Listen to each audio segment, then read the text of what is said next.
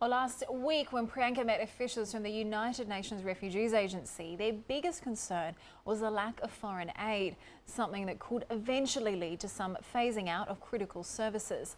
But earlier this week, the United States pledged close to $300 million to agencies working for Syrian refugees, money that's needed desperately. One of the biggest, most critical areas where aid is required is healthcare. The resurgence of polio in the region 14 years after it was eradicated is just one of several major public health issues emerging from this crisis. A normal day at the UN Refugee Registration Center in the northern city of Tripoli. Except that every child who comes here must pass through this room for a jab, a drop and a special badge. This is Ground Zero of one of the biggest, most crucial public health campaigns in the world today. Ever since polio was detected in Syria last year, millions of children across the region have been at risk. It's one of the most unforeseen and tragic consequences of the Syrian civil war. The resurgence of polio 14 years after it was eradicated in this region. It's just 9 in the morning and already more than 150 children have already been immunized today against polio and measles right here at the Tripoli Registration Center. This started before the news on the outbreak of polio again in Syria. However, when this was noted and it was reported that there has been cases of polio detected in Syria, again the Ministry of Public Health and UNICEF went out on a very aggressive campaign, door-to-door vaccinations. This was supported obviously by the Ministry of Education as well. There was vaccination teams going out to schools to vaccinate children, and there was also a vaccination team at the border. Polio is just one of the many health concerns. Out of the 1 million plus Syrian refugees in Lebanon today, about 400,000 are children, a potential public health nightmare. No one can afford an outbreak of anything contagious. Health authorities and aid agencies are working overtime to ensure regular checkups, vitamin doses and vaccinations. And then there are other ways to keep the vulnerable population healthy. Public health battles are not only fought inside hospitals. I'm at the informal settlement of Hert al-Tanak. Until some time back, there was hardly any sanitation or wastewater management over here, which means children here were more predisposed to diseases like diarrhea. CHISP, the local NGO's efforts to provide clean drinking water here, has paid off. There are already fewer cases of diarrhea being reported. All over the country, the aim is to strengthen health access at the primary level, in the hope that it will lead to fewer hospitalizations or larger health problems. Take maternal health, for instance.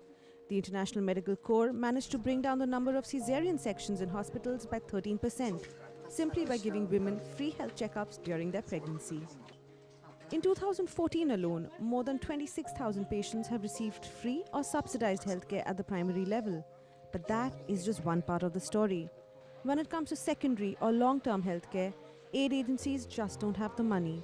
While not enough studies have been done on how patients of chronic diseases like high BP or diabetes are coping, there are already reports of cancer patients being left untreated.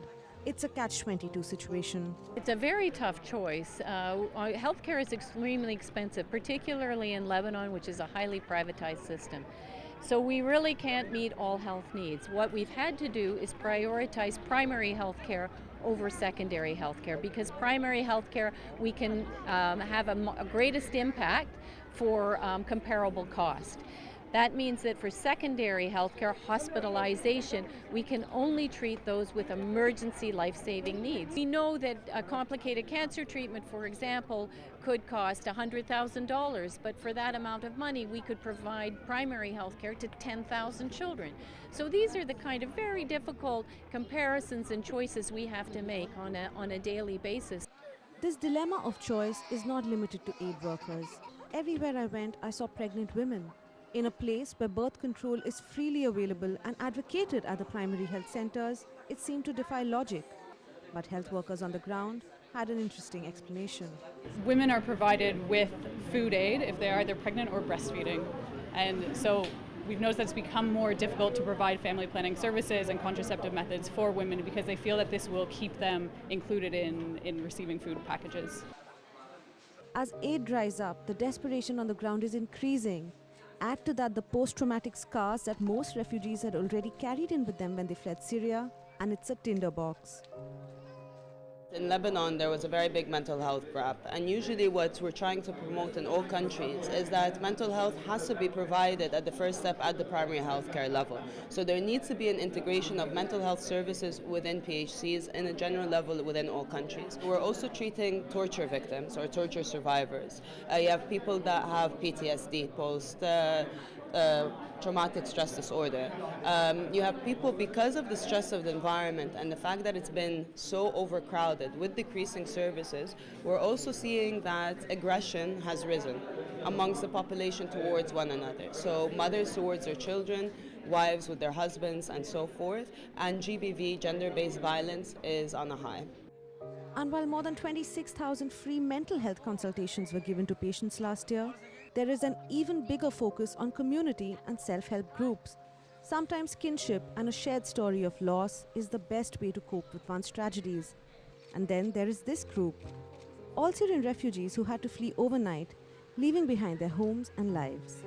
But today, they have found new purpose as community volunteers, taking the voice of thousands of their compatriots to the United Nations.